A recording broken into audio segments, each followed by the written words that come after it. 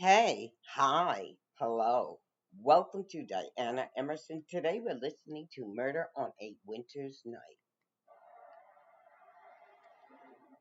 The Ohio State University as much as anything. Due to that growing concern for safety after an Ohio State University student is kidnapped and killed within minutes after leaving her job. It's a parent's worst nightmare. Watching the video of her leaving, it almost gives you chills. This is the last time that anyone who knows her, cares about her, is going to see her alive. Picture her drive into a Chase Bank and go to the ATM machine, try to withdraw cash out of the ATM. We don't often see crimes on video, so you're seeing it happen. He told her to get out of the car, take off her clothes, and then shoots her in the temple. It's an execution, there's no doubt about that. They found a couple cigarettes in the car. And BCI basically shut down the lab for us. And they did DNA on the cigarettes. What did you go by? What name did you go by? DJ. DJ? Yeah, bro. I don't know if I've ever seen somebody get their mom alive, dude. They found the gun in his warm suit. We don't often get murder weapons, so to get a murder weapon is a pretty big deal. I was able to conclude the 2 bullets that were submitted were fired from this revolver. I'm standing before you now, asking each of you to put pen to paper and return a verdict of death.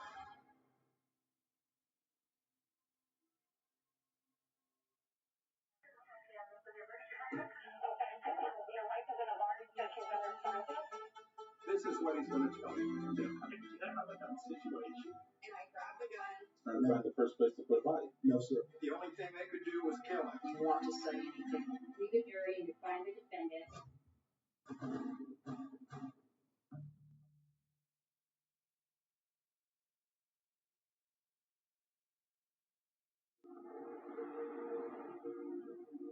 Hello, 911. Yeah, I think there's a body down here at Scioto Grove Metro Park. I don't know if this is a fake or what. I can't get ready to get close to it. It's a really freaking picture. Send somebody. Okay. Is there any clothing? Can you see from where you stand? No, it's huge. It's huge. It's bloody. It's got arm over his face. I'm trying to hear it. I can't tell if it's fake or what, man. It's about daylight. Okay, can you tell if it's male or female or anything like that? It's a female. I don't know if that's real, man. Okay, don't get close to it. I'm scared. Just stay out of it because it'll be a crime scene if it's right. God almighty, I hope that's a dummy. The detective bureau responded, and we were able to determine that it was a female in her 20s that was navy clothes on and was laying in the field with 2 apparent gunshot wounds to her head. It was very strange. That's not something that we typically run across in Grove City, Ohio. It was a shock for everyone involved that day. Probably about an hour or so into the investigation, we received notification that Columbus police were in the process of taking a missing person report. Here's the latest. A body found in Scioto Grove Metro Parks has been identified as missing Ohio State University student Reagan Tokes. Well, it's a parent's worst nightmare. We knew something was definitely very, very wrong, and we couldn't reach her. And that evening is when we got the most horrific phone call that a parent could ever receive. She loved the Ohio State University as much as anything. Reagan wouldn't even apply to other colleges. She was a psychology major. She was getting ready to graduate. And so her plan after graduating was to continue on, and that was the field that she was going into. She had a great time her 4 years here until that fateful night. To that growing concern for safety after an Ohio State University student is kidnapped and killed within minutes after leaving her job. It scares me to go out alone now. Are they going to take me like how they took her? You don't know. It definitely sent shockwaves throughout the community because I think a lot of people could imagine that being their daughter, their sister, their granddaughter, their friend. Reagan Tokes was last seen leaving work in a restaurant in downtown Columbus, Bodega. Watching the video of her leaving, it almost gives you chills. This is the last time that anyone who knows her, cares about her, is going to see her alive. No one suspicious. No one got up and immediately followed her out. You didn't see anybody in the windows on the street start to follow her or anything at that time. You're walking someplace, you're just trying to get there safely, and I think he took her totally by surprise. So once he abducts Reagan, he makes her drive the vehicle while he has a gun in the passenger seat. He makes her drive him to a Chase Bank and go through an ATM machine and try to withdraw cash out of the ATM. She is unsuccessful and does not get any cash out. He then forces her to drive to another ATM machine at Huntington Bank to try to withdraw, which she is unable to as well.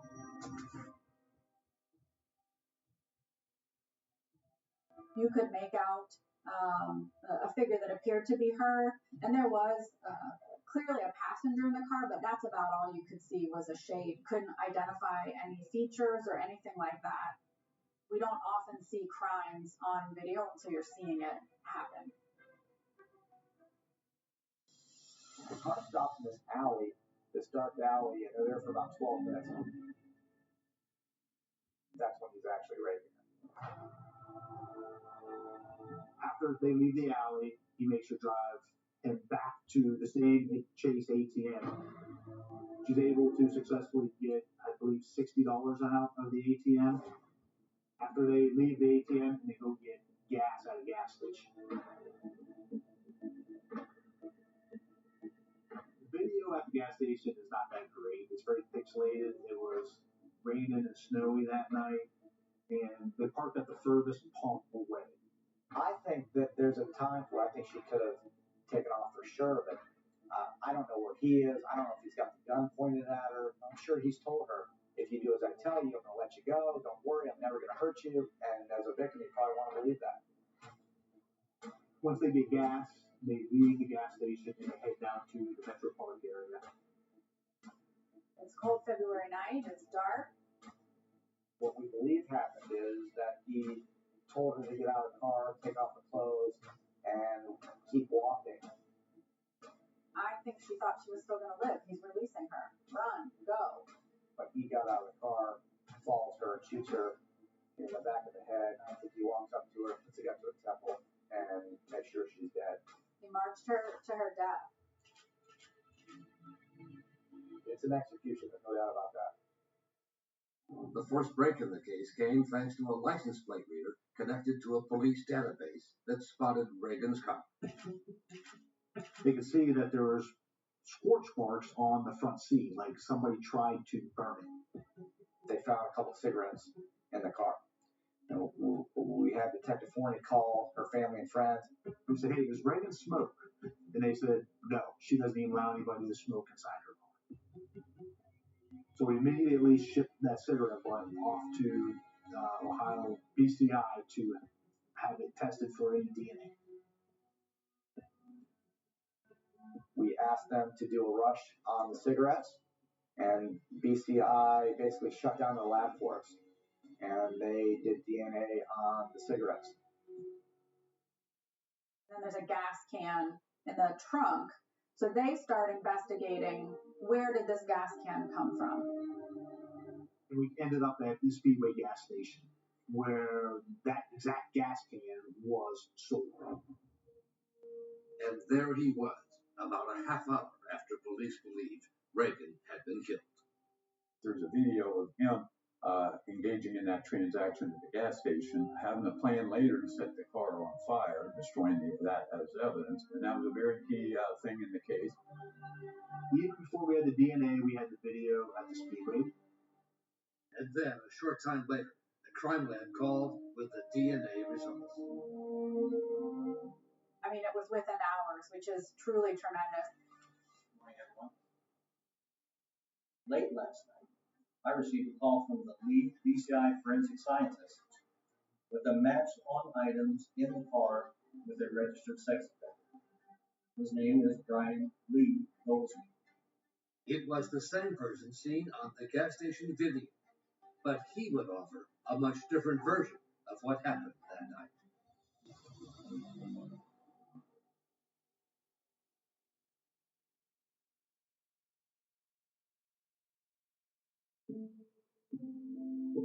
Family and friends are gathered at Maumee United Methodist Church to honor the life of the Ohio State senior who died a week ago.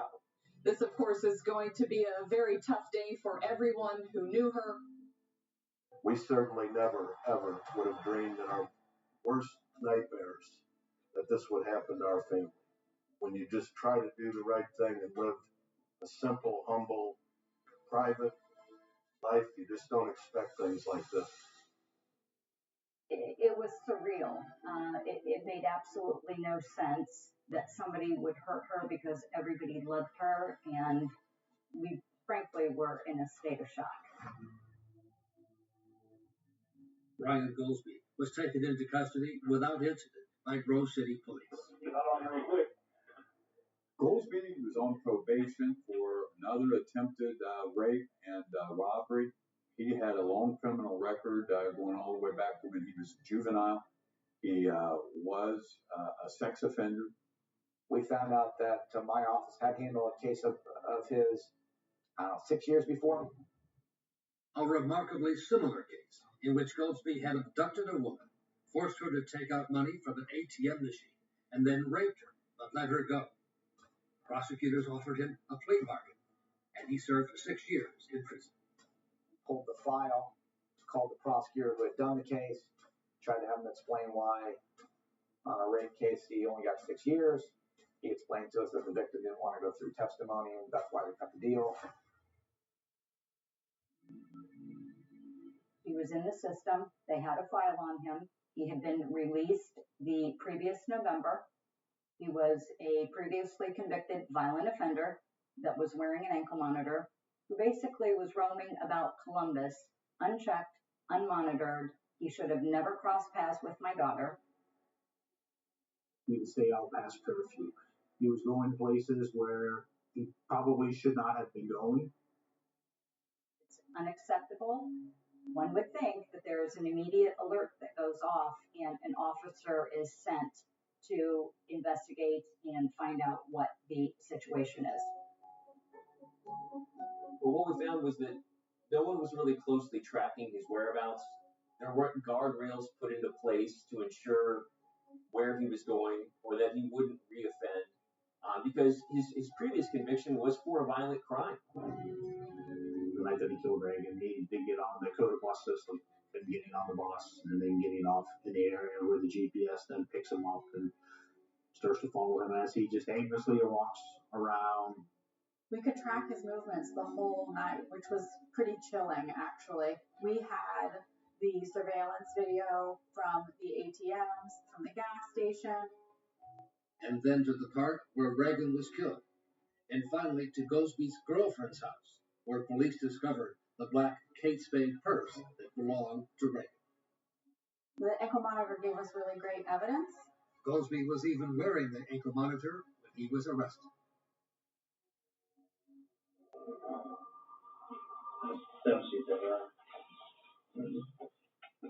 It's cold. We know what happened. We know why it happened. And we want to believe. I want you to have the well, that's what the cooperation is, man. I honestly said you said I'll give him some. If you give me some, I haven't done nothing. I gave him a little bit so far. Cigarettes and all sorts of.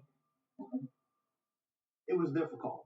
He did not want to provide very much information, and he would only confirm information once you called him out on it. Tell me about the girl. Tell me about why you let me go. She invited you in the car.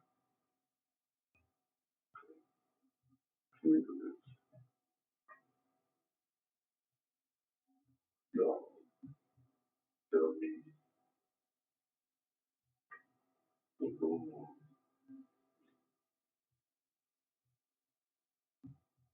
I'll say everything about that. They're into the car. Yeah. And you would have to face bank. Those are some jobs for the bank. Right? And we can come there as well.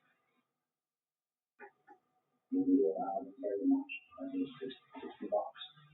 Yeah. $60. What was her reaction when you got in the car? Was she scared, nervous, upset? Did she like you? Did she think you were nice? Did you treat her right?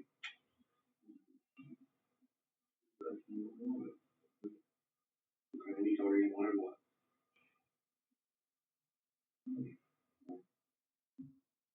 He did eventually admit that he had been with Reagan that night. He tried to make statements that protected himself. He wasn't that culpable. You have to take the clothes off. No. She takes them off then or something? I didn't have her do it. I didn't have to take the clothes off. I did not have her take the clothes off. Was somebody with you? No. I didn't have to take the clothes off. Right. You didn't need to do this. Things got out of control. You paid it. I get it. I understand. You're not a bad dude, man. There's all of a sudden you're doing something that's going on. Things just get out of control. What is out of control? Out of control means you gotta take the clothes off. Right? Fine. You did it. No.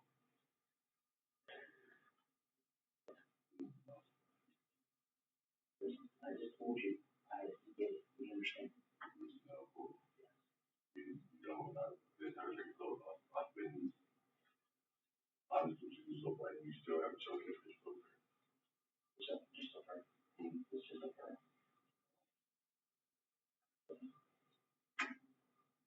You don't want to see that now. Exactly. What is this accident talk about? I can't talk about accident. I ain't shoot nobody, man. Man, listen, man, I didn't shoot nobody, man. I ain't do nothing with I didn't shoot nobody. Why are you not telling us that part? Because I didn't shoot anybody. When's the last time you shot him? I never shot him. Never. So you left her out, right? And she is found naked to death the next day. Right? You leave. It's freezing cold. Listen. No. It's freezing cold out. So let's go on with your story. Alright? You let her out. It's freezing cold out. You leave. Is that what you're telling me? What's she gonna do? After talking to him for several hours, we knew that he was not going to be 100% truthful with us. We left the room for a short break and to give him a break as well. They returned with a plan to get the truth. Just for two double cheeseburgers is what he wanted.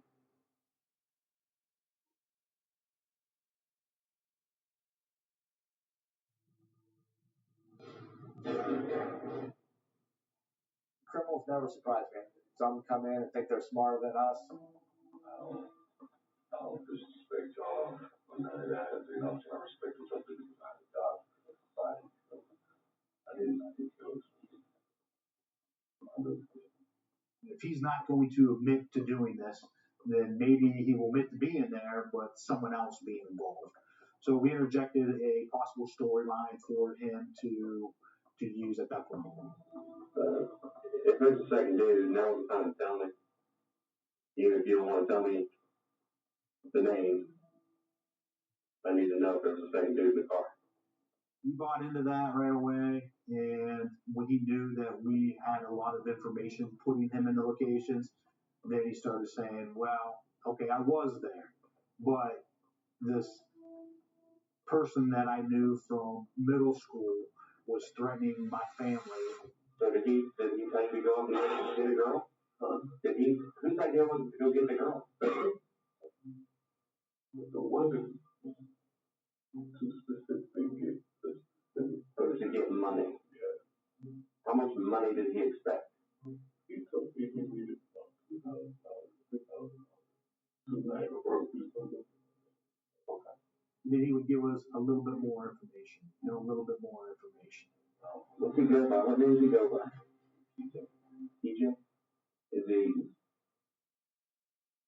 Black guy, tall, skinny, fat, brown. He ain't fat. He's like,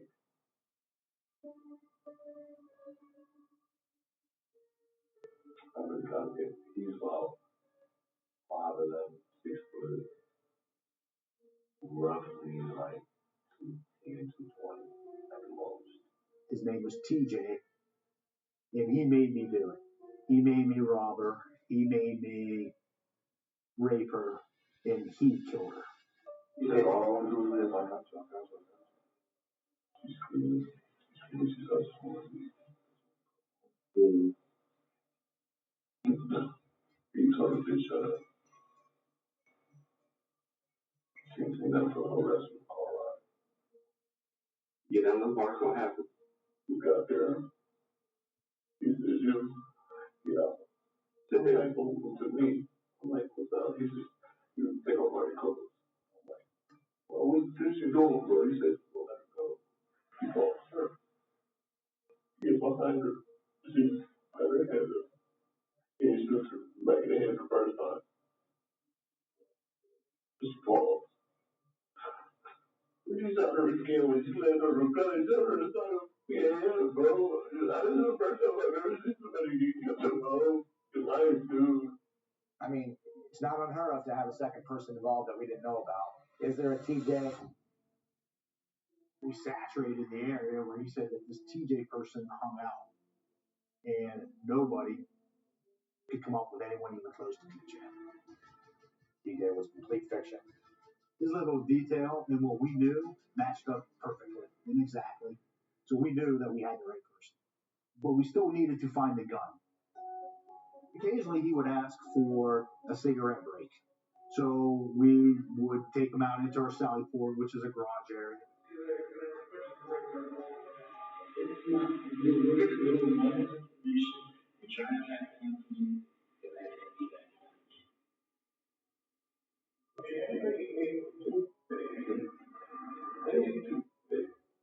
He asked for 2 burgers from a restaurant. 2 double cheeseburgers is what he wanted. And as soon as he had the hamburgers, he told us where the gun was located at.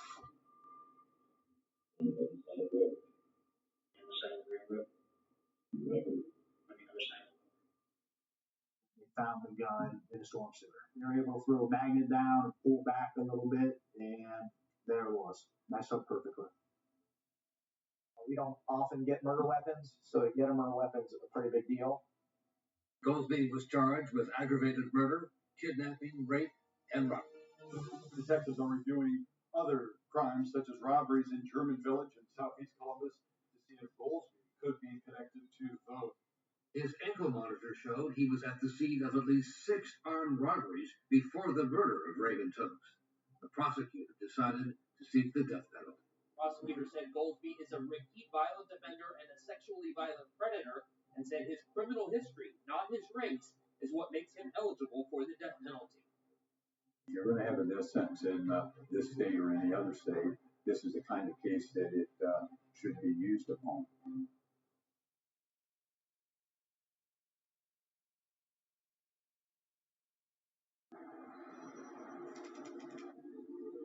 We're going live now to Columbus, Ohio for opening statements in the murder trial of Brian Goldsby, accused of rape and execution-style murder of Ohio State University student Reagan Tooks. Goldsby could face the death penalty. And to have to sit there in that same room with that person who does not even deserve to breathe air was the most awful experience. He is a soulless individual. He looked at us all the time.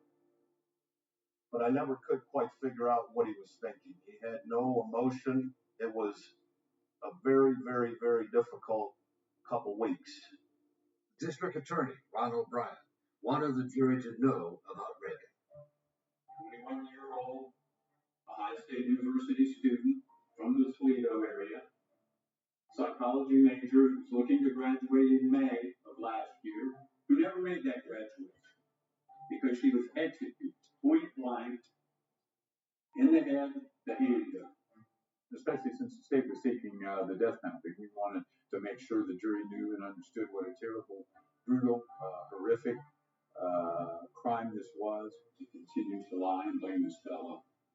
TJ. He claimed that he was forced to rape him by this mysterious TJ. And we'll play you the series of lies that he told those Grove City detectives trying to cover up his tracks. Thank you for your attention, and we look forward to presenting that evidence and satisfying you with very little. Thank you. Goldsby was represented by two public defenders, Diane Menashe and Court Goddardam. We were up against two very accomplished, phenomenal defense counsel, and they showed it throughout this case from the very beginning. The presumption of innocence remains with Mr. Goldsby throughout this trial. There will be evidence presented by the state in this trial that we may not contest. We do not have to present any witnesses on our own, and we don't plan to present any at this point in time. We have no burden of proof whatsoever. They were going to make us prove our case.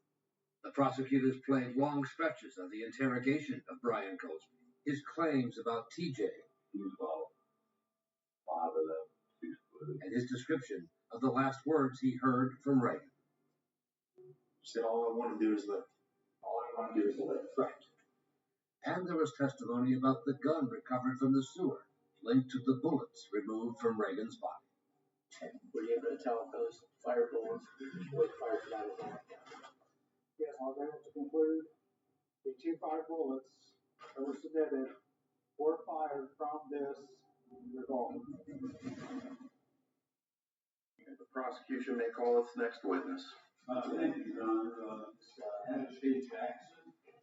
But the prosecution's strongest witnesses were the women in Brian Goldsby's life who agreed to testify against him. Is that person here in court today? Yes. Would you tell us, for the record, where he's sitting? He's sitting on the right hand of the court, wearing a white t-shirt. Okay, for the record, to be the defendant. That's correct. She was at first a little uncooperative, but we were able to convince her, hey, this is the right thing to do. And she finally agreed to it. I have a paper bag here, Ms. Jackson, that in court for purposes of identification as State's Exhibit I, and going to remove the contents, which is a black purse that says Kate Spade on the side. Does that item look familiar to you? That's the purse. The purse Reagan Tokes had with her the night she was murdered, that Goldsby had given to his girlfriend as a gift. And did he tell you where he got it? No. Okay. On the final day of the state's case, prosecutors brought in two more women who had relationships with Brian Goldsby, starting with the mother of his 6-year-old daughter. She invoked in Ohio law to keep witnesses' faces from being Will you tell the jury the circumstances of that? I said, did you rape Reagan? He shook his head like this, starting to cry. Indicating yes for the. Yes. I asked him if he killed her. He shook his head yes. I dropped the phone and I left the visit. Was Brittany visiting that same day? So the next witness was Brittany Stepp. Nervous? Yes. Deep breath for a moment. Tell us what happened. Jennifer was visiting Brian, and she had slammed the phone down. I picked the phone up, and I looked at him. I said, "What happened?" And he just looked at me, and he said, "I'm sorry." I said, "Sorry for what?" He said, "I'm sorry, I got scared." I said, "Did you do it?" And he shook his head, yes. And I said, "No." I said to him, and said, Can you show us with your head what he did when you asked him that? For the record, you're nodding your head up and down. yes. And a yes motion.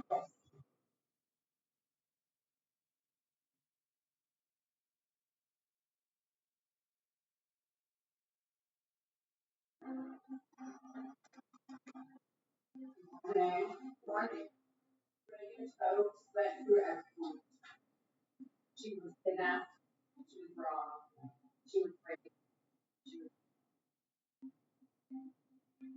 So for every murder, you need fire calculation and design.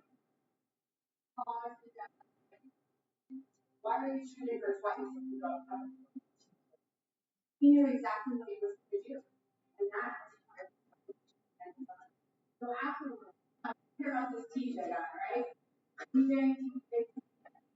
Ask yourself, those statements about TJ make any sense at all? TJ does not the defendant.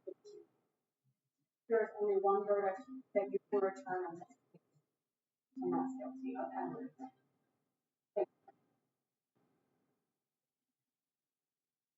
May begin your closing when you're ready. The state would have you believe that this guy is capable of prior calculation and design. And with all due respect to Mr. Goldie, if Mr. Goldie were that smart, he wouldn't have been wearing a GPS monitor while he's committing crimes. It doesn't make sense. He is not capable of prior calculation. I'm a good attorney, and she stood up in her closing and said, look, I'm going to let you know we'll see what they can do.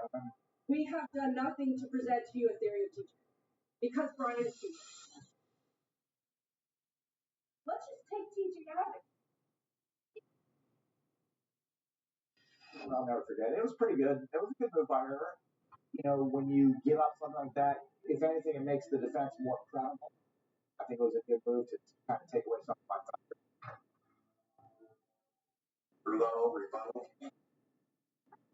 And then actually started off talking about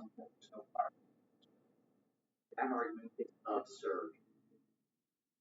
He's not smart. He's smart enough to plan. He's smart enough to know that if Reagan took Liz, she's going to come and point to and say, that's the man who raped him. That's the man who robbed him. He's smart enough for that.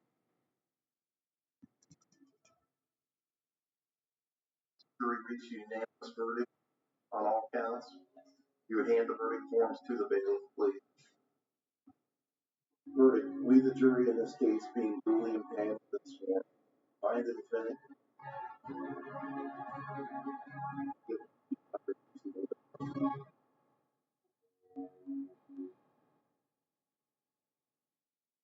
almost catatonic. Didn't see any emotion. Didn't really move a lot. Expressions. He looked pathetic more than anything else. Only thing that really was of any debate was whether he was going to get to live or whether he deserved the same fate that to Reagan.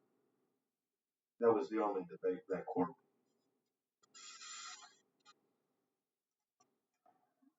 Then the hard part for us begins because the penalty phase is all about the defendant.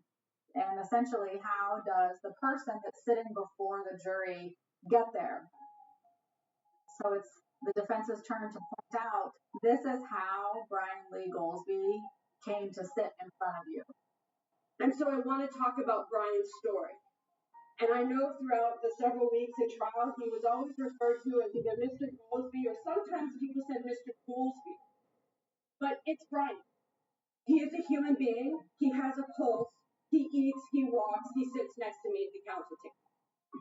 The defense hired a psychologist, Howard Franklin, who met with him to document the traumas he said he suffered as a child. That he'd said that he was engaging in these many behaviors to cause pain to people, like the pain that he had experienced. That's what he reported. So they included physical violence, sexual abuse at the age of 12 by his father as well as his mother. His parents were separated and hated one another. Drug and alcohol dependent mother and an alcoholic grandmother lived with them. A mother with several mental illnesses, victim of bullying, and a victim of gang violence. These are all very serious types of trauma. Many people who have those problems in their lives, in their upbringing, do not go out and commit the kind of crimes we have here in this courtroom. Correct, Doctor? What I'm questioning is the kind of treatment he was getting, and the failure of the system, the failure of the treatment folks to help him understand why he was having so many. Let me get this right. You're saying that if he had the treatment program with the record, if you have record, he would have responded and not continued to commit these crimes? I believe that's a very good possibility. And now the defense played its last card. Brian Goldsby would speak to the jury.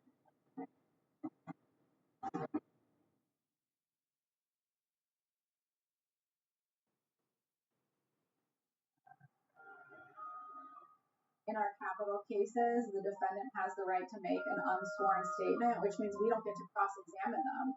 And he doesn't have to take an oath saying, I'm going to tell the truth. Today, I would like to apologize to the Tokes family for the crimes I committed against his daughter, friends, family. When I first got locked up, I lied about everything. I said it was TJ, there's no TJ. TJ's not real. I made a TJ up. I was trying to win my way out. I committed. But the only other thing I have to say is, please have mercy on me. I'd like to say. I think that he wanted mercy for himself, and that was, mercy that he hadn't shown right now. Talk of a systemic failure. Ask yourself, is there anything at all about the fact that he kidnapped, robbed, raped, and murdered Raven Tubbs? The state will submit to you that there is nothing, not zilch, mitigating circumstances. Standing before you now, asking each of you for pen and paper and return a verdict of death. Thank you very much. Brian Goldsby had every reason not and stand in front of you and say what he did. He doesn't. I went back in that holding tank afterwards and I told Brian, I am so effing happy. I know that Mr. Lowe asked you to kill Brian. I'm not going to ask, I'm going to beg. And it's not something I do often. I beg, do not kill him. Thank you. The family very much wanted the result of death penalty, and you want to bring some solace, some small measure of comfort. We understand that Judge Mark Sarek is in the courtroom. We are going to be waiting for the jurors to be seated, and we are going to be awaiting their recommendation for the sentence. We, the jury, deadlocked and unable to agree on whether the aggravating circumstances outweigh the mitigating factors beyond a reasonable doubt. Hereby, the following life sentence of count one. Life imprisonment without parole, signed by all 12 jurors. Jurors told us afterwards the decision was intense. It was tough. 8 of us was for the death, and 2 of the jurors, they were for life, and then 2 of them was just even. Couldn't discount what he did to her, but at the same time, the system felt great. A jury spared Brian Goldsby's life today, but couldn't bear hearing emotional words from the victim's family.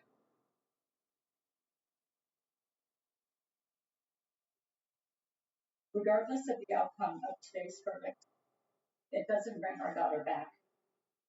It doesn't erase the night of terror that we endured. Most importantly, it doesn't change that she wasn't granted her last wish. And to quote our daughter, her last words, I just want to live. We know that Reagan is in heaven and evil has not won. We will take the high road and focus our energy on doing good, just like Reagan was. Her beautiful, bright, vibrant life, energy, love, and spirit is forever.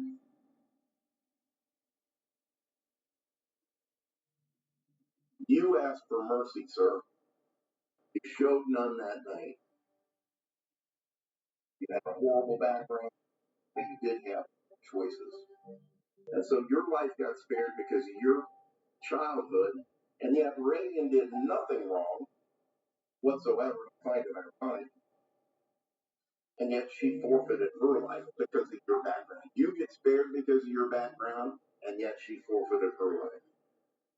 So at any rate, it's a horrible crime. It's sad all the way around.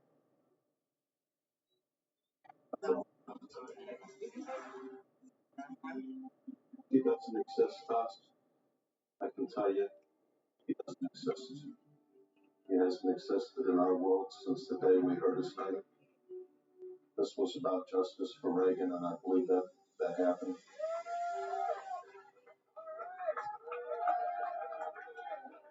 Grateful to have all of you here today supporting the rally for Reagan.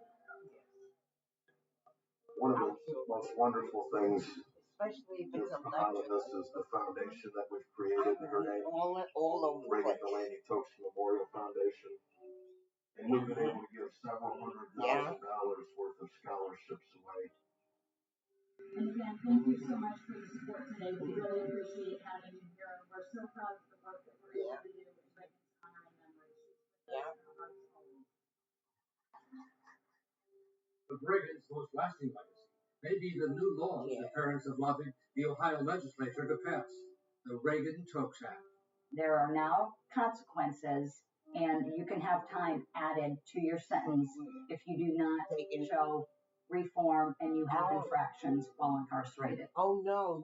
The law would have kept Brian Boaston behind bars for another 3 years. The second phase is they lower it, then the program so that it's monitored in real time as it should be. So it's actually doing what it's intended to do, which is being preventative. Elderly, disabled people, and wheelchairs. And the bus you take, Reagan's parents and her sister Mackenzie were at the graduation ceremony where their daughter was honored. Reagan Delaney Tokes received a degree Bachelor of Arts. Same way back. Yeah. Within all the stations, they have elevators. Where would she be today? I take the elevator. Would she be that psychologist at the Cleveland Clinic that she dreamed of? Yeah. Okay. So I take the elevator. I don't love the escalator. There's always joy that you know, I might tip and get full. She was an amazing person, and we missed her immensely and terribly, hold her in our hearts So every day. I can get around. Okay, Aunt Diana can get around. Okay. Mm-hmm. Yeah. Yeah. Yeah.